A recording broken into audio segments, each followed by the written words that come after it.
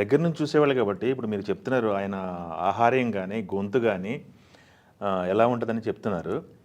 ఆయన అసలు ఎలా మెయింటైన్ చేసేవాళ్ళు ఆ బాడీని, అసలు ఏంటి ఆయన అలవాట్లు ఏంటి ఏంటి అనేది చాలా డిస్కషన్ నడుస్తుంటుంది. అవును.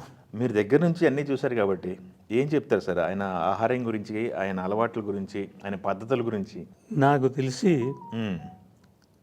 ఆయన కళ్ళల్లో కళ్ళు పెట్టి చూసేవాడు ఒకడు లేడు. వాళ్ళ ఆవిడ వాళ్ళు ఏమైనా చూసేవాళ్ళేమో కానీ మనకు తెలియదు. బయట ఎవ్వరూ ఆయన కళ్ళల్లో అంత శక్తి ఉంది. ఓకే. ఎదుటి వాళ్ళను చూశాడంటే పడిపోవాల్సిందే. ఎంత మహా వీరులైనా ఆయనను ఎదిరించలేరు. కళ్ళల్లో కళ్ళు పెట్టి చూస్తే ఓడిపోవాల్సిందే. యుద్ధం చేయాల్సిన పని లేదు. అంత స్ఫురద్రూపి ఆయన.